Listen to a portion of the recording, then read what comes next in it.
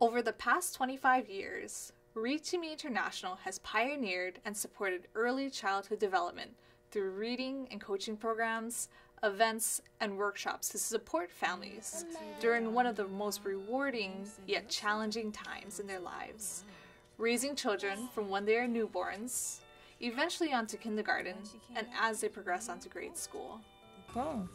When she got there, the cover was Our mission, of course, is to share the love and joy of reading aloud. Once I understood how very crucial it was to have that interaction with your child, I knew that there would be a need, that there is a need for an organization that will work with parents and teach them the importance and have them understand how so very wonderful it can be when they spend time with their child every day, just 10 minutes, to read to them and create that bond between them.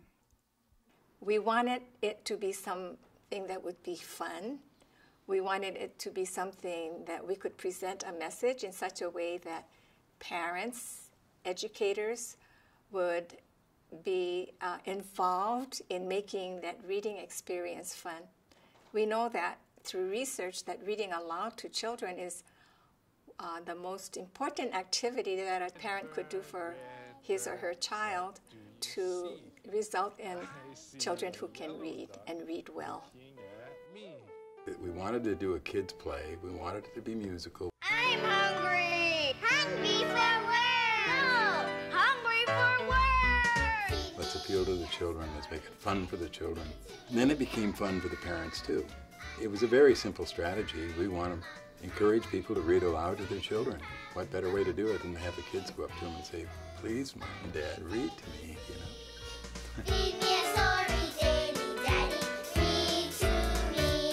Please, Mama, won't you read to me? When I was a child, I was the Read to Me girl. So as a child, I sang songs asking parents to read to their children. Mother and father, I hope it's not a bother. Could The commercials came out when I was in about 2nd or 3rd grade, and I remember it was a statewide campaign. The meaning of words, please read to me those words. You know, just even planting those seeds for children to hear now as parents. They read to their children and they understand the importance of that. So I can see the meaning of words. It's just amazing to think that something that was started 25 years ago through her vision is still alive and thriving today. And that has been one of the biggest parts, a generational legacy of families, to educate them and empower them about literacy, about reading to your children, about bonding through a love of learning. And I think it's all attributable to Lynn's vision. Well, first of all, I was having fun doing it. You know, I was able to go to schools and read aloud to the children. And then we developed some programs which were also rather nice, that we could help people who were incarcerated. Here on Oahu at the Women's Correctional Facility on the windward side, over a period of 12 weeks, they not only compose a book, but they also illustrate it.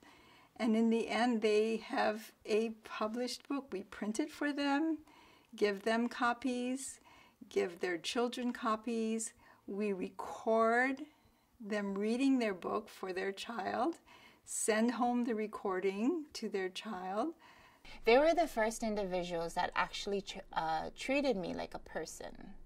It was groundbreaking for someone who has been treated like a criminal, who was treated like an addict, who was homeless, and basically treated like the scum of society. So the aunties and uncles came in, and I felt no type of judgment from them. It had almost been like I was rebirthed to a person again. I sat down at the computer at the education center, and literally the story came out within 2 minutes.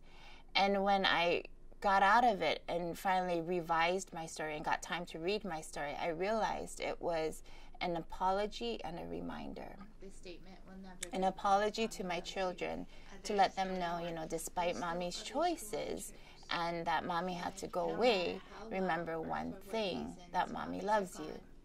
and a reminder to myself, despite all the horrible choices I have made. By then my mom had lost her battle to cancer. So it reminded me that, you know, she still loves me. I didn't know that I could live such a beautiful, wonderful, normal life. That is my greatest accomplishment, is to be a person that my daughter can be proud of. She understands that, you know, despite all the adversities I've been through, you know, I've hit that proverbial rock bottom that most people don't have the luxury of facing. I was underneath that rock at rock bottom, and I bounced back. Read to Me and Fernhurst kept pushing me forward, kept believing in me when I didn't, when I felt that others wouldn't. That gave me the driving motivation to keep succeeding, to tell myself and remind myself that I am worth it. And plus, I don't want to let the aunties and uncles down. I know they have so much hope for me, and I want to just keep impressing the socks out of them. So it's like a own little competition on my mind. I think it's all about connections.